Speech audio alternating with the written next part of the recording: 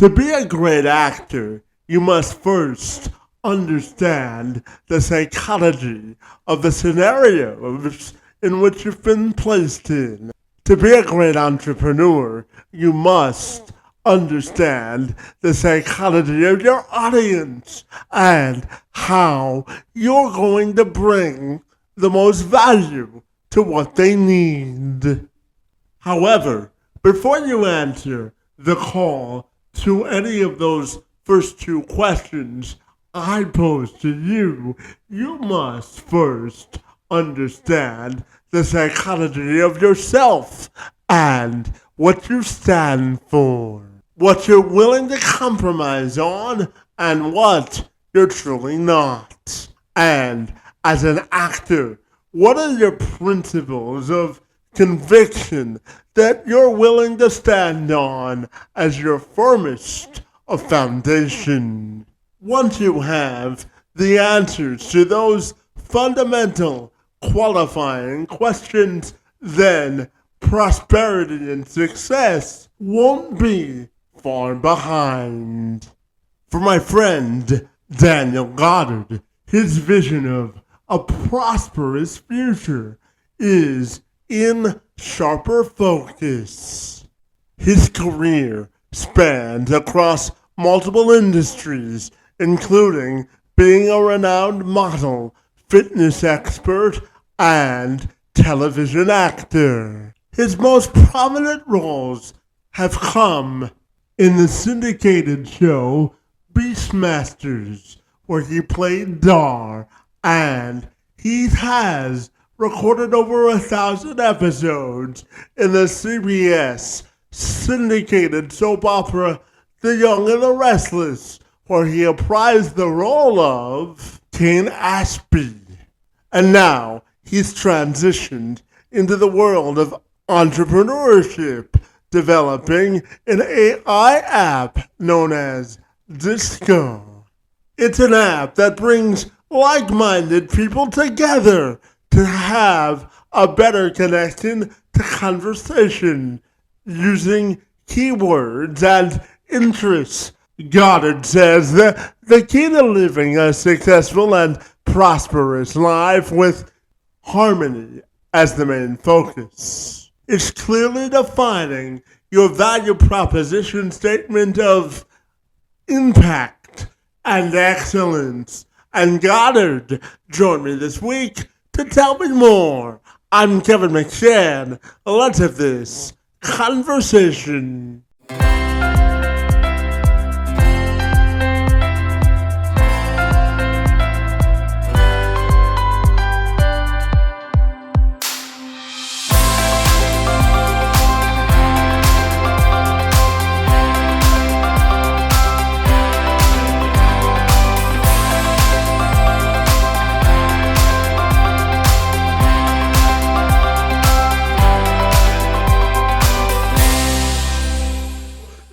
If you're ready, I'll take a moment to welcome you I'm ready. To the program, my friend, and I'm super excited to learn about your experience as an actor and an entrepreneur, my friend. Great to see you, and happy Monday to you.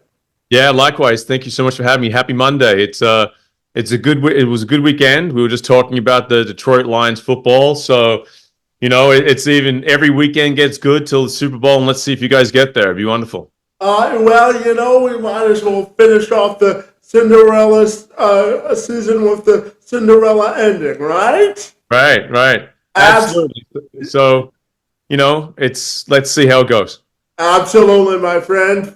Now, turning our attention to you, my friend, I know you're a fitness model and former actor, and you spent some time on The Young and the Restless, and you're best known for your role as Dar, my friend, in the syndicated television show Beastmasters, my friend.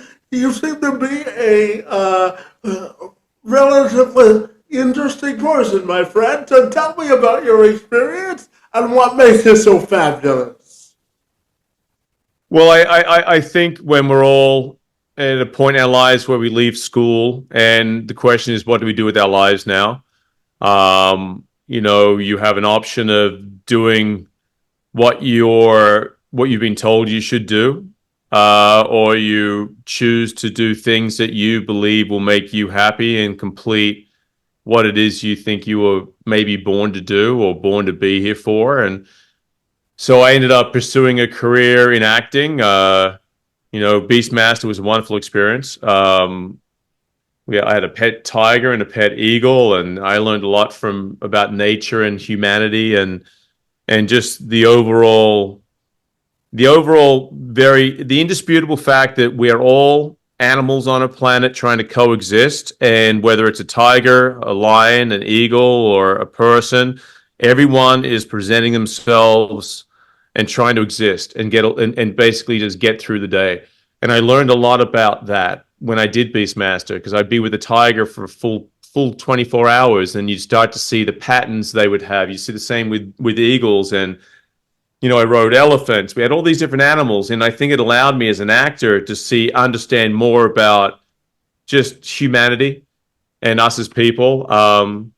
And we change over time. I think over time we hopefully evolve and develop a greater understanding of who we are and what we want to do. And along the path, I ended up on Young and the Restless. Did over 1,000 episodes of Young and the Restless. And then I moved into tech because this is the stage of life I'm at right now. So I think it's all about understanding and listening to yourself, listening to your inner voice, listening to what the world and nature and the universe is telling you. Yeah, absolutely. And I know during your acting days as well, my friend, you were also named the sexiest man alive by TV Guide, my friend. So tell me, what that kind of took me by surprise. Yeah, what did that honor mean to you, my friend? And how did you use it to expand your career, if at all? Yeah, it's interesting. I don't know. I think things like that, Sexiest Man in daytime TV. I think that for me, it's something the fans vote for. Which as an actor, everything you do basically is about. Once you have fans, is about. And this is a podcast host. You realize that your fans are the people. The reason that you do what you do. They listen to you. They listen to your podcast. They watch your show. So it's all about honoring them. So it was a great honor for the fans to be able to support. And I've always been a great believer in supporting the people who support you. So from that perspective, it was charming. Yeah, absolutely, my friend. And I want to talk to you about career transitions because you mentioned you're now into tech. And I'm curious, once your acting part of your life is over, how did you redefine what you wanted to be as a person after your acting days were over? It's a great question because they're very different. And tech is generally run by people who have degrees and investors that expect you to have experience. And I think, I transitioned into tech later in life as opposed to earlier. So you're always in a position of having to prove yourself. So I'd learned as an actor, there's a lot of rejection. You learn as an actor that you really don't have much control. You learn that basically you have to find a way to find your own voice and trust your own voice. So I think that skill set moves well into tech because fundamentally, you will have a lot of rejection. You'll have a lot of people that expect you to prove yourself, but along the way, you have to know that what you're doing has a higher purpose and that your vision for what you have is basically something that it has to be unshakable along the way. You can't just, it's like acting. You can't, every time you get some bad news or rejection or someone tells you, oh, that was wrong, that wasn't good, you can't allow that to penetrate your self-esteem. You have to listen to what they say. You have to take into account if there's any positive in it, and then throw the rest of it away. Yeah, absolutely. And Daniel, one of the tenets or one of the mottos that I live my life by is that resilience is the test of adversity, my friend. Right. I tap into resilience. Resilience is the answer to adversity, and I've had to deal with adversity all my life, my friend, because Yeah. at the age of 9, buddy, I was told that I would never walk for the duration of my life without Right. the assistance of a walker because of the severity of my cerebral palsy. And as as you know, rejection and resilience go in hand, my friend. I also, outside of hosting this podcast, do some motivational speaking. So I'm told no every day, buddy. So I'm curious to ask you, how do you think rejection and using resilience are interconnected to get over adversity? What are your thoughts there? Yeah, it's a great question. And you know what's interesting is that I have a brother who was born legally blind. So I grew up with my brother always being there to make sure that he was taken care of. So when you talk about from the age of 9 with your cerebral palsy, I couldn't fathom what you had to endure and the way you were maybe judged or misunderstood. And so from resilience, it's truly inspirational to see the way you've conquered that.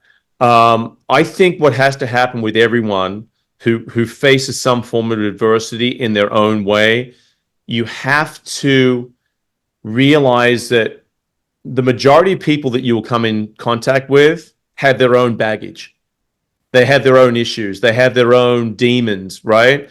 So a lot of people, and I learned this very quickly when I was a waiter, you would have people come in, sit down and order, and some people were incredibly rude to you. And you'd think, why are they so rude? Then you realize what it was is that they were in a position of power all of a sudden. They could tell you, I want this, I want that, get that now. And you have to get to the point where you realize that everyone that you interact with has their own level of emotional baggage, physical baggage, spiritual baggage. So if you don't empower them to affect you because you have almost like an understanding of they're just victims of their own experiences, then you can let it go. You can be like, okay, that's just the way that person is.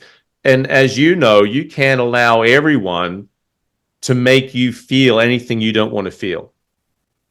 Yeah, absolutely. And Daniel, I'm curious now to ask you about the AI app of networking that you've created, and Right. how that's given you a new sense of identity, my friend. Yeah, that's a great question. So basically, um, Dysko is a artificial intelligence networking application that allows users to, and we actually, my business partner and I started building this when we were on Young and the Restless, because we met so many people, so many fans from so many different areas, and I realized that that person has the same thing in common with that person. This person has the same thing in common with this person, but they never would know it if they didn't meet. So we're thinking, how do we turn around and find a way to help strangers connect with things in common? Like you and I, so what Dysko would let you do in a nutshell is Dysko would allow you to create a profile. You add hashtags that define you as a person. So you could have had podcast, you could have Detroit Lions, you could even have like cerebral palsy. You could have whatever it is that is the things that define and make you up, and you create, add your account, you create all these things and you add them, and then the app matches other people based upon a level of how many tags do you have in common. And then once you match, the AI conversation of the app then engages conversation. So it allows you to be in a room, in a football stadium, at a convention center, at a university, and be on campus and instantly match with everyone around you and then allow to communicate with them. And it breaks down barriers. It breaks down the complication of going up to someone saying, hi, I'm Daniel. Nice to meet you. What's your name? Where are you from? What do you like? What do you do? You can do this with hundreds and thousands of people all at once in one concentrated area, and it will find the people in that area that match with who you are and what you're into and begin the conversation. So you can instantly find your friends and the people you can network with and meet with. So it's about finding commonality amongst people and then making that conversation, that connection seamless. Yeah, it's kind of like your life mission statement of connection, isn't it? Yeah. Yeah, because that's what it all is. We're all humans and we need to connect with people. You know, it's about the human connection. Yeah, absolutely. And to that point, Daniel, I'm curious whether you think we've lost the art of communication in our social and digital age, my friend, because every time I look down, somebody's on their phone instead of talking to people. So how do you think we can reconnect the art of communication, Well, my friend? I hope the Disco will help with that, and we're releasing our next version of Disco that will be in the Android store and the App Store towards the end of January. So we're doing a rebuild on our first. This is our second release. But what I think the issue is that humans are basically dopamine machines. We want dopamine. You know, you want to feel good all the time. You always want to feel like you have no pain, just pleasure. And when you look at apps like TikTok and Instagram, where you're constantly being judged, oh, someone liked this, oh, someone said something good, someone said something bad, it all releases dopamine. So a young generation of kids, like when I was a kid and you were a kid, we would get our dopamine in different ways. Now it's instant. I get on my TikTok, I get on my Instagram, and I get dopamine hit, dopamine hit, dopamine hit. And I think that that's the issue, that people are constantly trying to find a way to feel good. And these are the apps that make them feel good. So I think my goal with Disco is to bring people to a place where they can receive their dopamine through positivity and connecting with people that will make them feel better. Because at the end of the day, we're all just trying to find people that will like us, people who say nice things to us, people who make us feel good about ourselves. So it's about taking useless dopamine from people that we don't know, that we'll never meet, that we won't connect with, and bringing it to a place where we can make meaningful connections with people that will make a difference in our life, that will make us better versions of ourselves, and receive dopamine that way instead. Yeah, absolutely. And Daniel, how do you think your experience as an actor has made you a better entrepreneur?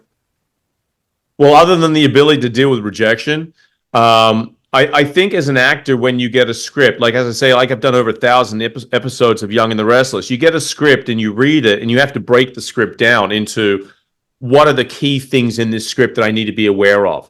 But overall, so there's a big picture, and then the script breaks down to scenes, then the scenes break down to dialogue and conversation. So to be a good entrepreneur, you have to look at a big picture. You know, like being in the airplane and looking down 30,000, 35,000 feet onto the ground, you see all the farms, you see all the roads, you see all the towns. But if you're on the ground, you only see what's around you. So you have to look big picture. You have to look as big picture as you can to understand the scope and the foundation and the infrastructure of what it is you're trying to accomplish as an entrepreneur. Yeah, absolutely. And Daniel, when we explore the whole idea of growing with confidence and seeking out new avenues of adventure in terms of exploration, I'm curious, what do you think is the key to taking the leap and really developing the confidence in ourselves to Yeah. really maximize our potential? Yeah, that's a really great question. Look, there's a quote, and it's one of my favorite quotes. It's man cannot discover new oceans until he has the courage to lose sight of the shore. So basically, you can't achieve anything unless you take that first step. And what generally happens is that people are afraid of failure. They're afraid of rejection. And so you have to find a way where you can come to terms with rejection. And you have to make it not personal. When someone rejects you, it's not personal. It's they're doing what they think is right for them. It's got nothing to do with you. If someone says, I don't want to be on your podcast, it's because to them, they've got their own thing going on. It's got nothing to do with you. You can't change their mind. So once you start to realize that, okay, I'm going to risk it and I'm going to start a business, or I'm going to start an e-commerce store, I'm going to start a Shopify store, or I'm going to build an app. Once you understand that there is a problem you're trying to solve, that there's something out there that is not being done that you can do to make something better, then if people reject it, it just means it's not right for them. It's not that it's not right. So once you understand that, it's just not right for them. It's just that it's not that it's not right. It's just not right for them. Once you accept that, then the ability to keep pushing forward to the next step and the next step and the next step gets easier every day. Yeah, absolutely. Timing in life is everything, isn't it? Everything. Where, you know what? It's so true what you said. Everything is timing. Because, where it's like the summer and the winter. You can't plant your crops in winter. You have to plant them in spring. Once you realize that you can't plant in winter because the crops won't live, they'll die, then you realize timing is everything.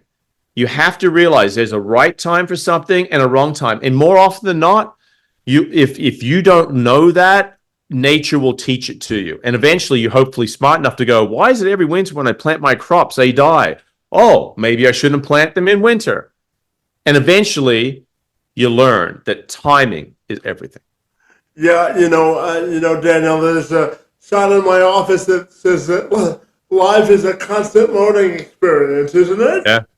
Yeah, and when you stop learning is when you stop growing.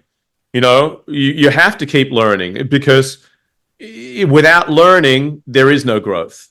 Yeah, absolutely. And my friend, I'm curious, I'm a big believer in self-reflection and creating non-negotiables in life to not compromise our happiness in life. So tell me, my friend, what are your non-negotiables in life, and what are you not willing to compromise on when it comes to your happiness? Yeah, that's another fantastic question. I think when you're an actor in the beginning, you're prepared to compromise just to get a job. What do you want me to do? You want me to jump off that building that's 20 feet tall? Okay, I'll do it. Right? You're so desperate to be wanted and loved and accepted. But once you get to that point where you realize that the people who compromise everything, they don't earn respect from people. It's the people who are prepared to say, no, I won't do that. No, I'm sorry. And be gracious about it. You don't have to be arrogant. It's about finding that the values that you have that you couldn't live with. Like you'll hear stories about people saying, well, if you sleep with me, I'll give you this job. No, thank you. I won't be doing that. You may not get a job from that person ever again. But did you want that job? What are your values? And once you know, and we all know what our values are, everybody knows what are the things I cannot and what are the things I can do and cannot do that will let me sleep at night. If you lay down at night and put your head on the pillow and you are plagued with the realization that you did something that does not ring true to your values, then you know very quickly what your values are. So you have to figure out what are you prepared to give up to achieve what you want. And I now have a very strong belief in my own personal value. I have a very strong belief in what it is my mission statement in life is, and I don't alter that for other people. Because I believe that my values guide me. My values guide me. They're my shepherd that get me through life. Yeah, absolutely. And for any actors that may be watching this, Daniel, I'm curious to ask you about seeking direction in your career, whether you're an actor that's just starting out or have been in the game for a while. What do you think is the key to seeking direction as an actor? Yeah, that's another great question. The number one thing you need to seek are people that have your best interest at heart and not their best interest at heart, which is hard in this business. In the acting business, there are a lot of people that will just prey upon you. You have to realize that you need to be a professional at all times, meaning you have to always be on time, never be late. You have to show everyone you meet respect because you never know who that person is. And it's not even for the sake of hoping to do the right thing with someone who'll give you a chance. It's just through life, you will find along the way there are people that can't be trusted. And if you stick to your values, no matter what happens to you, you have your own direction, and people will come and people will go. People are in your life for a day, a month, a year, a couple of years, and then they go. So as an actor, you have to be prepared to say, I'm going to work hard. I'm going to get a good acting class. I'm going to learn how to say dialogue. I'm going to learn dialogue, and I'm going to start acting. I don't have to wait for an expensive job or pay me a lot of stuff. I'm going to join a theater. I'm going to meet friends in acting class. And then you have to be committed. So it's commitment to what it is you set yourself to achieve. And if you do that and you trust your instincts, then you have a good chance of succeeding. Yeah, absolutely, my friend. And I know that you all also connect with people as a keynote speaker, my friend. And I know you're an avid traveler, my friend. So what's the best part about being a speaker, my friend, and connecting with an audience? Yeah. What's your favorite part of traveling, my friend? You can take that two-part question any direction you wish, my friend. Yeah. I think what you learn is no matter where you are, no matter where you go, no matter who you talk to, there's a commonality between all people. You know, you could be in Canada, you could be in Australia, you could be in India, you could be in somewhere in South America, and at the core of everyone there is an interest and a fascination with things, with people, with life and the world. And it's about, how do you tap into that? How do you inspire someone by making them feel like they can achieve something? You know, they didn't think they could do this before, and now they think, maybe I could take that step. Maybe I could do this. So I think for me, no matter where I go, no matter who I talk to, I always find that people are seekers, and they're on a quest to find what it is that's going to allow them to become what they're meant to be. And it doesn't matter where you go. You find the same thing. Yeah, absolutely. And, Daniel, one of the reasons I wanted to start this podcast is I looked at the world and I said that there had to be more that brought us together, or rather than always looking to bring us What apart. separates us and makes us different. Yeah, absolutely. So Yeah. I'm always curious to ask people with life experience this question. What do you think is the key to creating more bridges of unity and understanding? What are your thoughts there? Well, once again, that goes back to Dysko. Why we made Dysko is because, you could see someone that looks nothing like you and you think you have nothing in common with, but little do you know, you have so much in common with that person. And I think that if you look at the people in the world, you could take someone, for example, yourself. You could take yourself and me and put us in a room, and people would say, well, what do they have in common? Well, they both love Dan Campbell. They love the Detroit Lions. They love Canada. They love podcasts. Then that's just the top of the surface. Then it's like, oh, they know someone who had this experience. They both love the same food. They love this, they love that. Next thing you know, we're having a conversation. So I think it's everyone you meet, you have to say to yourself, just because they're different, it doesn't mean we don't have anything in common. And to allow yourself to be open to the experience of finding commonality with everyone you meet. Yeah, and to that point, just one follow-up to that. I talk to businesses all the time about the importance of hiring people with disabilities and to give them employment opportunities, because, for me, when I graduated college, Daniel, I graduated with a sports journalism degree, and it took me 6.5 years to get my first paid job because news directors told me I was qualified for the job, but because of the disability, they would refuse to hire me, my friend. Amazing. So what do you think is the key to really changing those attitudinal barriers for employers who are looking to hire folks with disabilities? Yeah, that's a great question. And to your credit, we talk about rejection. I mean, I can't imagine. You did the degree, you've got the degree, you've done the study, you've got the passion, and if someone won't give you the chance, and how do you deal with that rejection? How do you say to yourself, I'm going to keep going, I'm going to keep going? And when are the employers going to change their mindset? When will they give me a chance to do it?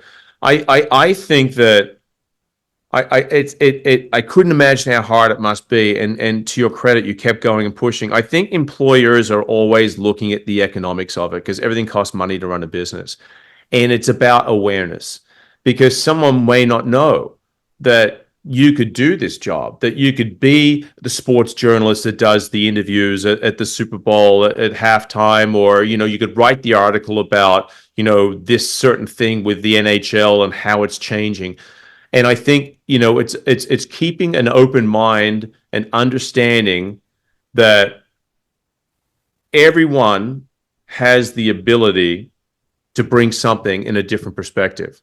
And once we start to see that, and a business realizes that you have the ability to bring that perspective, even though you may be suffering from cerebral palsy, then it allows you're a trailblazer then that would then allow other people to say, wow, we can do that too. We can do that too. So it's about awareness, making people aware that limitations, and making people aware that physical or mental conditions don't prevent someone from doing something that they've committed themselves to doing and dedicated their time to. So it's about awareness, letting people know that it's not a limiter. Yeah, absolutely. But my friend, I'm also curious to ask you, what do you think it means to believe in yourself in life and really believe in that conviction, or in the speaking world, we call it a value proposition statement. So what do you think it means to believe in your value proposition statement? Yeah, another great question. Well, that goes back to your other question about, as an actor, and I was talking about your value, knowing your value as a person, not to give it up. It's everywhere across life, because in the beginning of your life, you'll do things that you wouldn't probably do when you've had more life experience, because it's the first time. And the value proposition, I think, for everyone is knowing that they've got something that makes them unique, knowing they've got something that makes them truly valuable. And in that uniqueness and that value that you have, you've got to accept that we're all different. Your difference makes you valuable. My difference makes me valuable. And then our value is then brought to the marketplace, and we offer that value. So I think coming to terms with the fact that every single one of us has our own value in our own way. And the sooner you can realize that you're valuable, you matter, then you can get past the rejection and the disappointment. And that's one of the key things that, no matter what you do, will help you endure what you have to endure as you go through the day-to-day life of rejection. Yeah, absolutely, my friend. And I've got two questions left for you. And the first, my friend, has to do with, if I give you a hall pass and have a guilty pleasure in life, what's your number one guilty pleasure, my friend? Oh, wow. Yeah, it'd be take off a day and not feel guilty that I took the day off, and probably eat a lot of pizza and unhealthy food on those days. Well, that's certainly a standard answer for all of us, I'm sure, my friend. And I have to tell you, I struggle with that as well, because having a disability, I always feel as if I have to work 10 times harder than my non-disabled counterpart. Yeah. And sometimes, I have to remember to give myself grace, right? Well, you know what it is? It's giving yourself permission to accept that you achieve something. Like, I've got a list over here on a board in front of me. It says my today list, and there's 15 things on there. So if I don't get through that list, I've got to be able to say, but you got to 8. That's a lot of stuff you got done. And it's not simple things, not like, call so-and-so and ask about such and such. Most of them are complicated tasks. So if you're an overachiever, or you're a person who is endeavoring to achieve something, you generally will be very hard on yourself. And you have to learn to forgive yourself and say, okay, I didn't achieve what I thought I would achieve today or this week or this month, but I worked hard, and now I deserve to feel good about what I did, as opposed to beating yourself down, saying, I failed. You didn't fail. You just realize that you did the best you could, and you eventually get better, and you train harder, or you work harder, you study harder, you focus more, and then you allow yourself those moments when you say, okay, I'm going to allow myself to have a break right now, and I'm not going to feel guilty for it. Yeah, absolutely. And then I wanted to end by asking you, my friend, if I threw you a lifetime achievement party and I asked your best friend or closest family member to give a toast about you, my friend, Fred, what do you think you would want them to say? And how do you want your legacy to be remembered? I like that. That's another great question. I would like those people to say I was a good person. I was a loyal friend. I was a man of my word. And I didn't quit. Well, I tell you, that's certainly a mission statement to be proud of, my friend. And tell me, if people want to get connected with you, what's the best way they can do that? Sure, thank you. We have a digital marketing company that represents a bunch of global brands, and a lot of people reach out saying, "Hey, I've got an idea for a product. I really want to try and do this. I really want to try and do that." It's the website is underthein.com, under the in. And if you have a look at the website, there's a contact us page on there, and you can send a message, reach out to us if you have any marketing needs, any digital marketing needs. And yeah, they can reach out to us and we can get in touch. Fabulous, Daniel. Well, I know that we both have a passion for communication and delivering information to the masses in a multitude of different ways, my friend. So I want to thank you for engaging in conversation and all the good work that you're doing. Thank you. It was a pleasure. And listen, I'm so honored to know that I'm almost part of the 1,000 podcasts you've done. It's an extraordinary accomplishment, and I just commend you for that. Well, I appreciate that, my friend, and I want to thank you for your time and for engaging in conversation. It's most appreciated. Mate, it's been an absolute pleasure to chat with you. I wish you the best, and we'll talk again one day, okay? You take care.